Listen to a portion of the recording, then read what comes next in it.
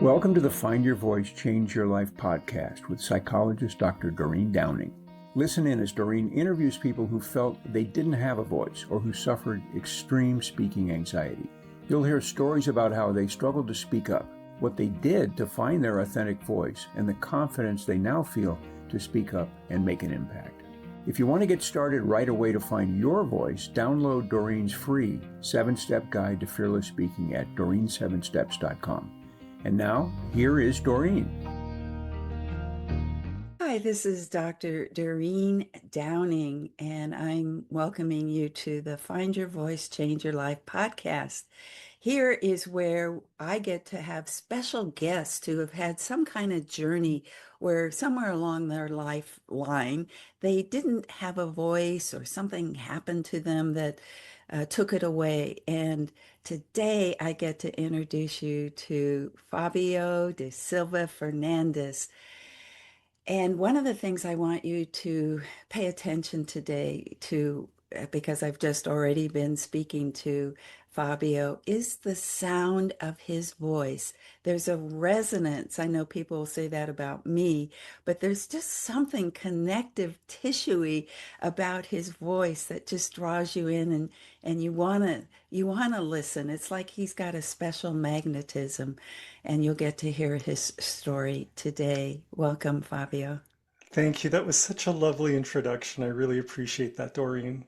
Yeah, well, you've touched me already, so I want to have the audience, my listeners, it almost feels like what you do in the times I've spent with you is just bring a calming embrace to the moment. And that's why, one of the reasons why I wanted to spend more time with you. Well, I certainly try, that's for sure. Yeah, good. Well, you did send a bio, so I'll read that and then we'll get launched on our conversation. Fabio da Silva Fernandes runs a holistic wellness practice focused on resiliency, mindfulness, and Reiki. Fabio's passion is in helping others cultivate greater resilience as a speaker, writer, and consultant, and he hosts an inspirational podcast on his wide-ranging topics. And after more than 20 years, 20 years in the fintech industry, Fabio left the corporate world to start his own venture called Resting Bell Wellness Incorporated, which is now branded under the name of his noteworthy show, The Stumbling Spirit. Already, what a name, Resting Bell Wellness. So this is our time together, and how is that to hear me read your intro? It's so wonderful to get that reflected back to me. It Yeah. feels very real. Uh-huh. Yeah, well, isn't it interesting that life can be encapsulated in just a few paragraphs, and yet there's something that comes through to people for sure. And Absolutely. stumbling spirit, what is that? And then, the resting bell. Oh, like these images of what we might find or relate to and discover today. Well, the way, usually what I like to do is to get a sense of your background, your history, where you were perhaps born, grew up, because that's usually where we start to develop our first sense of ourselves. The world applauds, yay, or they ignore you, or they hurt you in some sort of way. And uh, it's challenging being little kids in this society nowadays. So, well, even back then, I mean, it's just hard to have a family environment that is totally loving and supportive of who we are and who we're meant to be. So, anything that you might want to share about early childhood and moving yourself out into school and what that was like for you. Sure. I think I'd like to start by saying that voice has always been important to me and also to my family. And I was born into a family that really encouraged debate. And my father, in particular, was someone who really enjoyed reading up on the news. And so the reason why I wanted to start off by talking about that is I found my voice very early on within the household because my parents encouraged that in not only me, but my siblings.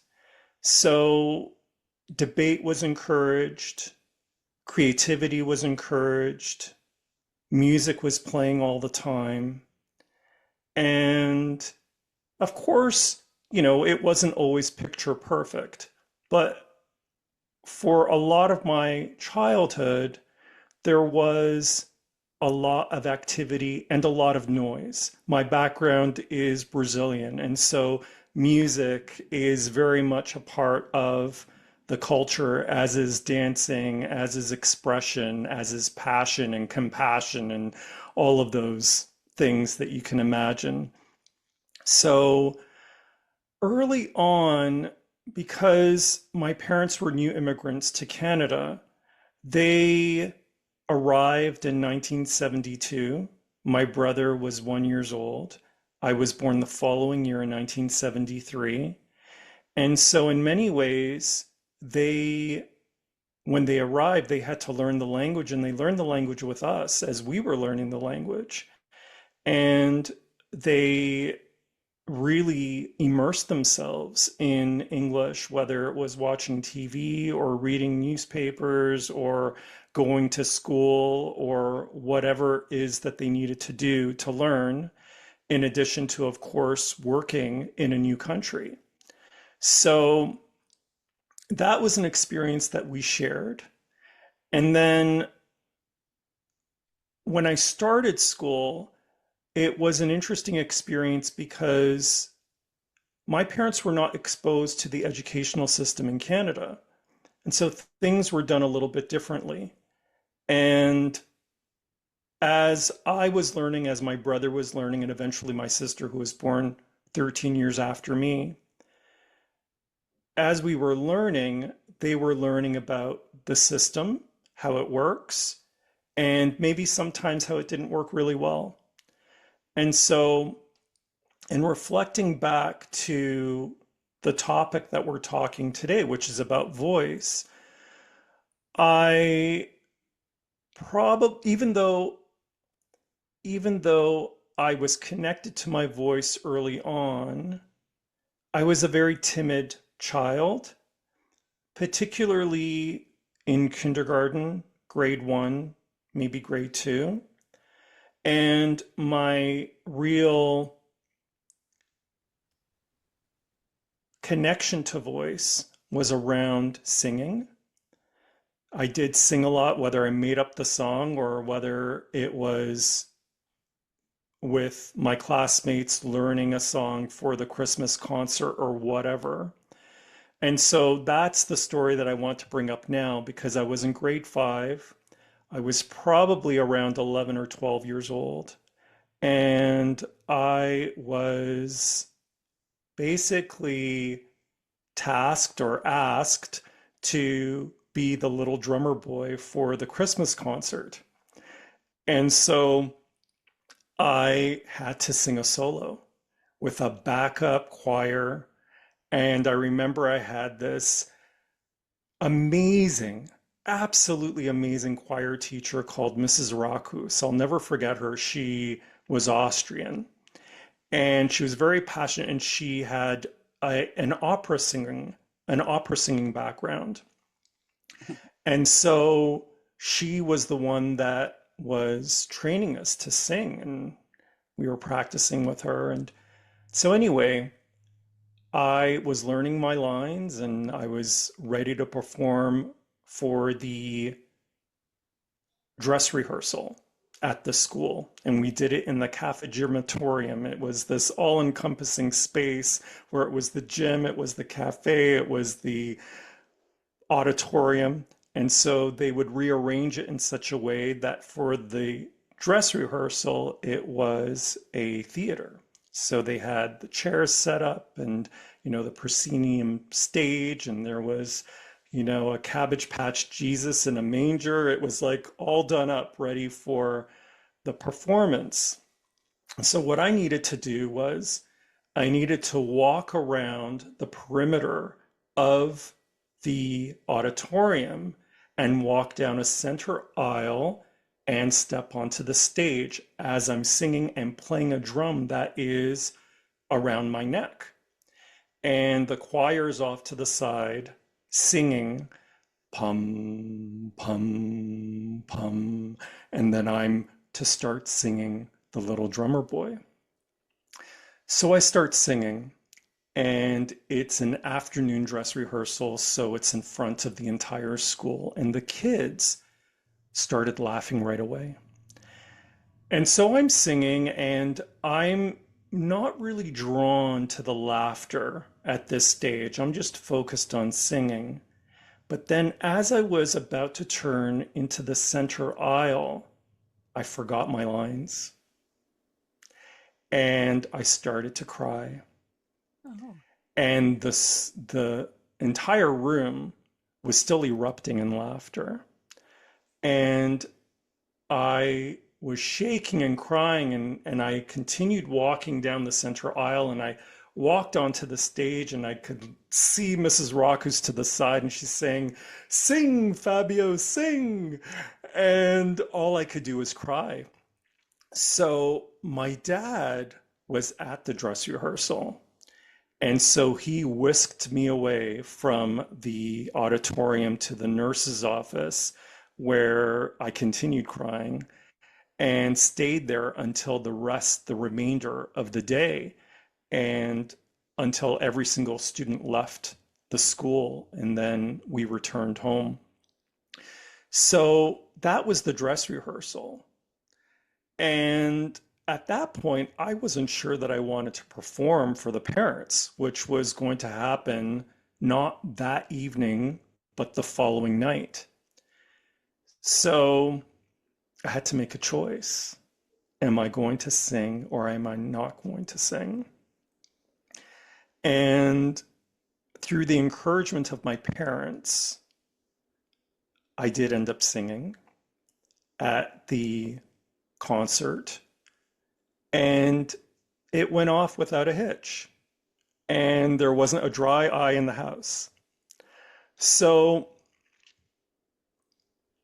that was really how it was such an embarrassing moment, humiliating moment, that it challenged my voice. It challenged my confidence.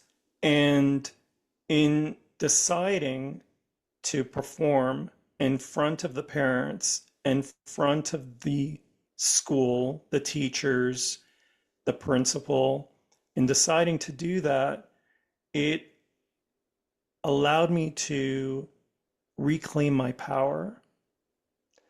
And I think that that singular moment is the reason why I find it so much easier to talk in front of people. And it takes a lot for me to be embarrassed by things. It takes a lot, because that really set a high bar for that. Yes.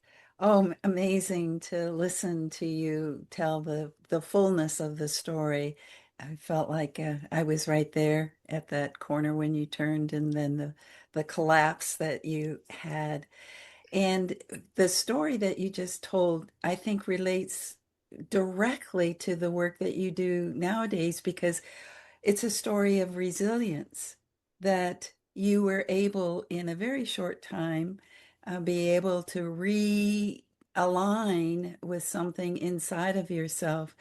And I'm thinking about the story that you said about your growing up, the earlier years, and it was not picture perfect is what you said, but I think of all the people I've ever interviewed, almost 200 here, it's the closest to picture perfect I've ever heard around the creativity, the music, and the permission, and the being able to get support for having different ideas and debating each other.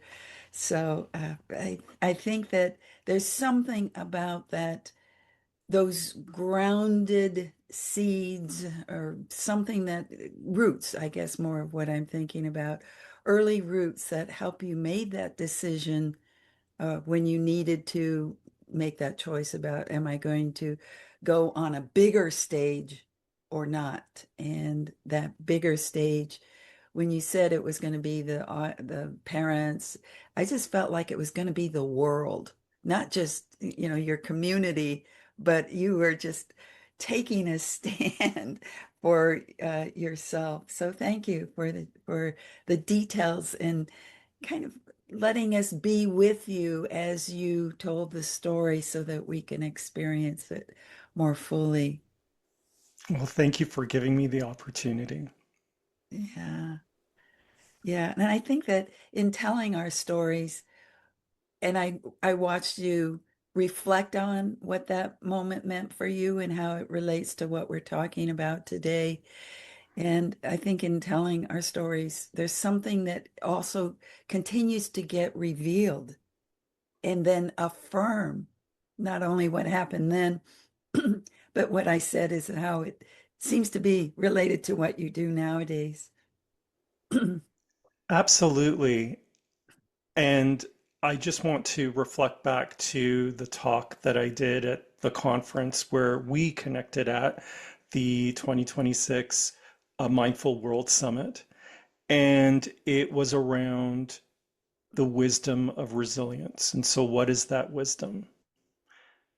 The wisdom comes from many different things, but what I was focusing on is the wisdom of storytelling Ah, and how sharing stories can not only inspire us, but teach us lessons and give us guideposts, and maybe not necessarily tell us exactly what to do, but at least tap into the attitudes and approaches that were taken by someone else who went through an adversity that we might embody within ourselves.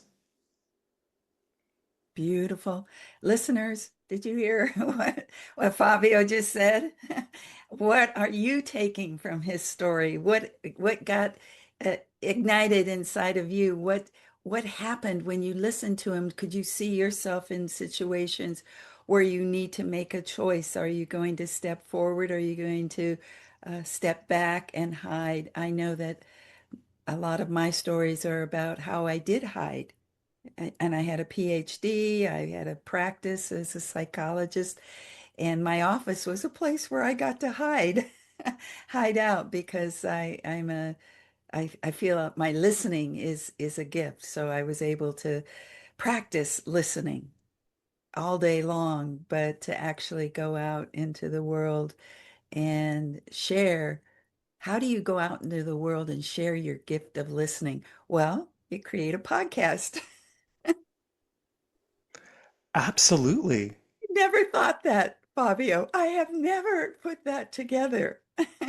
Absolutely. And it's a real gift.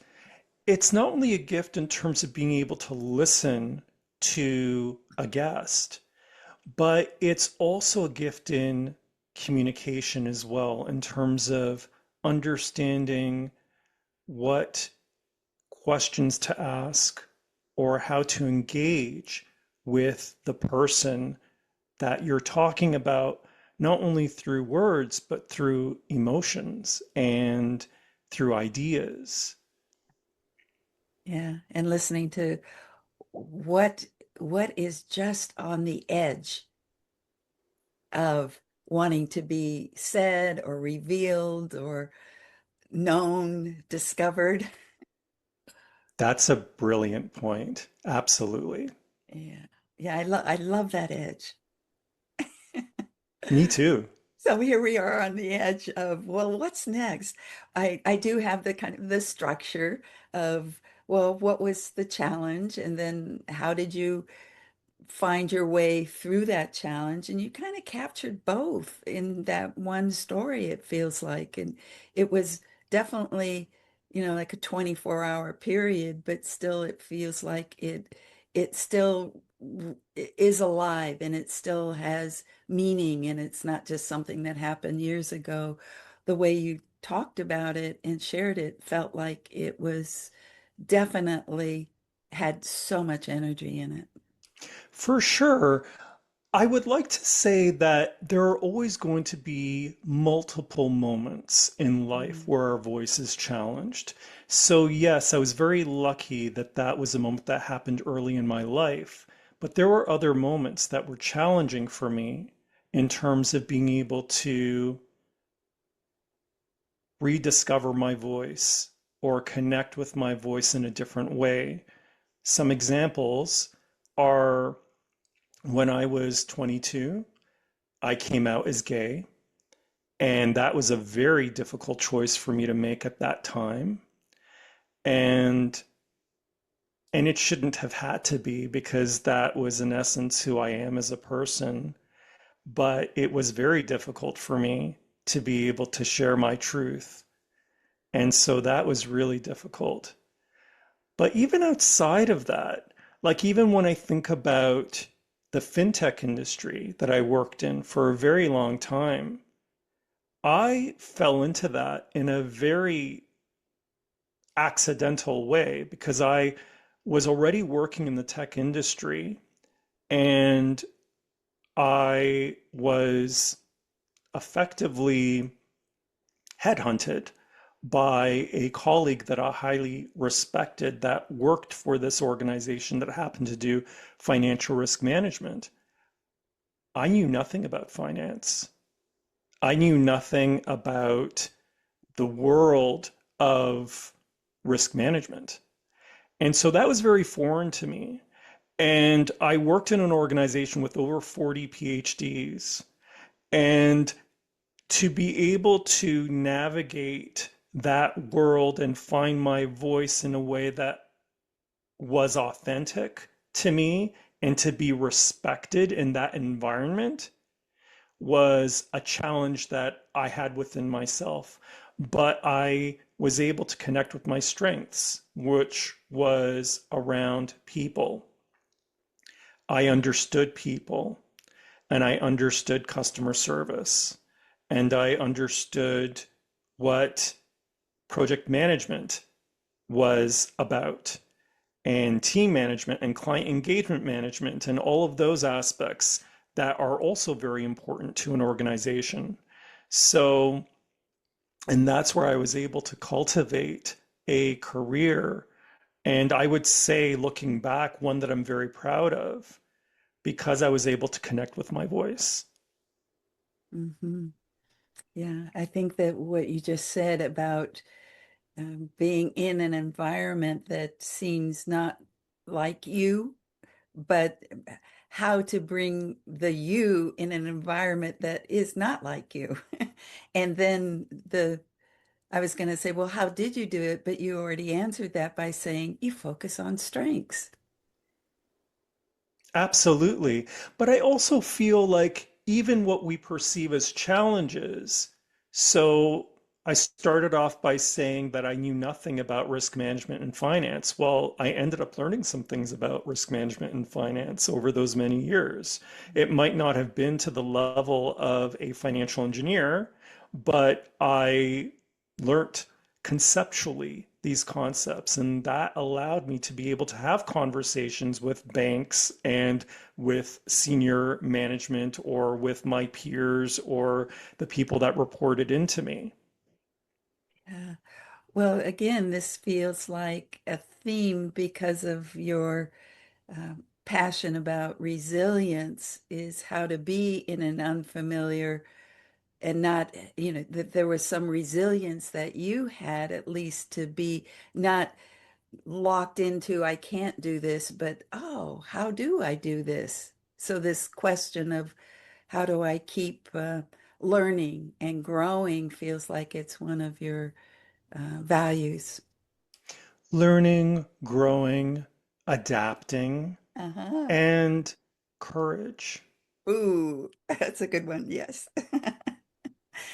Well, I feel like I just want to spend all day talking to you because you Me open up too. more and I hear so much and I just feel like the listeners today are getting so much more value than just about, well, how do we have a voice? It is about how do we be more of who we can be. And you're giving us some really wonderful hints about that. And so let's move more into what you are doing currently nowadays. And mostly when I interview people who have been in a corporate environment, it's like, oh, it's a negative experience and they couldn't wait to get out and they didn't have a voice. And so finally they got out.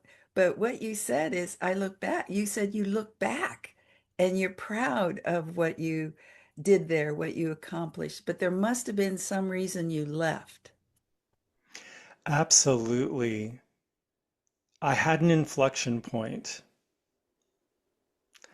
in 2021 during the pandemic.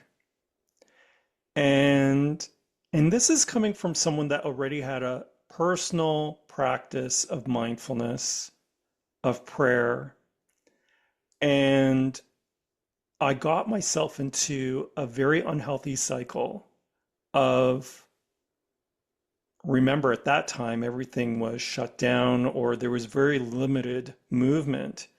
And in Canada, there were a couple of restrictions that were imposed on the population. So it was 2021 and it was early in the year. And I got myself into a cycle of waking up in the morning, getting in front of my computer, working all day, grabbing a bite to eat, having a shower, and then, on repeat, right? And so, and I remember I woke up one morning and I literally had this thought in my head. I'm like, I can't do this.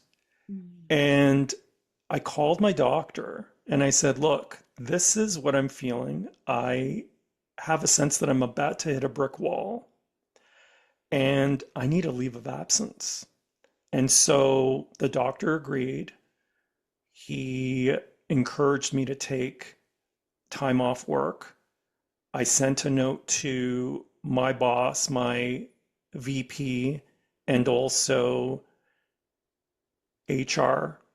And I said, look, this is the scenario. I'm going to take time off. I ended up taking a month off. And it was during that period of time that I did some really deep introspection and decided that I was going to start my own venture. Mm. And the interesting thing is that, the mindfulness work that I was doing and the Reiki work, it was always just for myself. I never had a thought or an inkling of opening a business on mindfulness or Reiki. Like it was always just about my personal development. And so I returned to work gradually, and that would have been in the beginning of March. And then by the end of September, I left and I started my business. So that's what took me there. Uh-huh. Well, it sounds like stress or burnout is what people experience. And then there's, uh, at least it feels like you paid attention enough that you said, I need to do some self-care. And you didn't realize it was more than self-care, it was self-transformation. It really was. And I feel like there were a lot of people during that period of time in the pandemic that had Mm. their own realization about what they needed to cultivate in their own lives. It might not have been as drastic as what I did, but they certainly made some changes. Uh-huh. I spent the 2 years doing art, watercolor. Beautiful. Yeah. Ooh, I've got those little chills now. There, whoa. And I'm finally getting back to it because they are locked away in boxes on my shelf, all my art supplies. Wow. Isn't that something? I'm just so chilled all over my body right now. Something's happening to me right now about a connection and a realization. Thank you for that, my partner in discovery here, living in the moment. Maybe what you're sensing is inspiration. Yeah, that's a there you go again. There you go again. Inspiration. What inspiration is an embodied feeling, an experience, isn't it? Oh yeah, and truth. I think truth and well, I think truth inspires. So that, yeah, if you got the little tinglies, then that means there's inspiration and it's coming from truth. Pay attention, girl, to that truth. Okay, thank you. Absolutely. Oh, I hate to come to the end. So, what are you doing nowadays, and how do people find you? What can, other than just having these beautiful conversations, what do you do with people? Well, I focus on mindfulness and Reiki and resilience cultivation. And so I offer that through consultation. And I work primarily with groups. And so my focus right now is with corporate, but it doesn't necessarily have to be corporate. It could be not for profit. It could be any kind of organization to be able to help them cultivate greater resilience within the organization, to elevate their mindful leadership within the organization, enhance trust and collaboration within an organization, many different aspects that might be able to elevate a company or a group to be more cohesive, to be more mindful. And so that's what I do. I also have a podcast and it's called The Stumbling Spirit. That's also the name of my business and branded name under my business, but it relates to Resting Bell Wellness Inc. We were talking about, I should mention to listeners, a resting bell is another name for a singing bowl, just in case you're unaware, but it is the same object. So resting bell is a singing bowl. And why my podcast is called The Stumbling Spirit is because that is the essence of resilience. The essence of resilience is that we stumble through life. And what is it that gets us off the ground again? It's our spirit, right? It's what we're able to. Now, however way you think about spirit, so it could be just that vital life force that we connect with, right? And then for other people, it might be their soul, if they believe in one. And for others, it could be something much bigger than themselves, whether it's source, whether it's God, whatever it is that people feel like they tap into that is able to get them through, to be able to move forward and continue. Yeah, I felt that as soon as you told the story about the little drummer boy, that was a life lesson you learned in that moment, that early moment of your life. And also when you talked about what you do currently, resilience in groups, I was reminded of how you talked about your family. And it felt like, oh, you like family.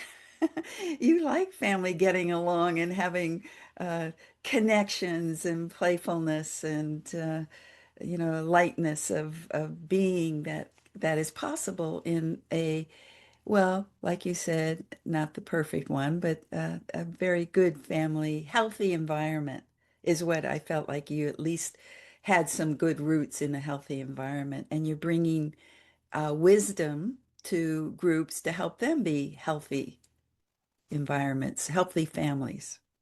Absolutely. And I should say that it's also important for there to be a little bit of friction. And so in most families, there is a little bit of friction that exists. And I think that that's good.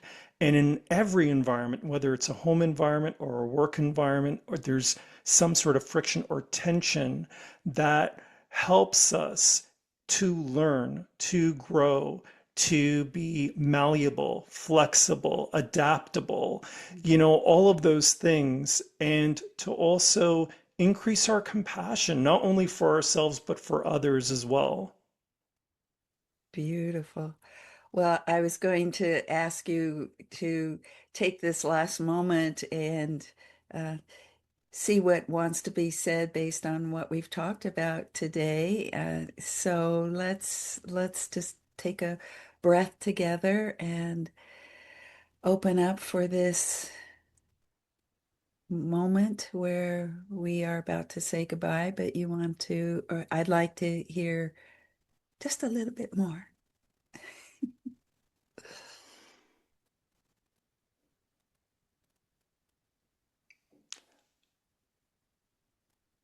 Yes.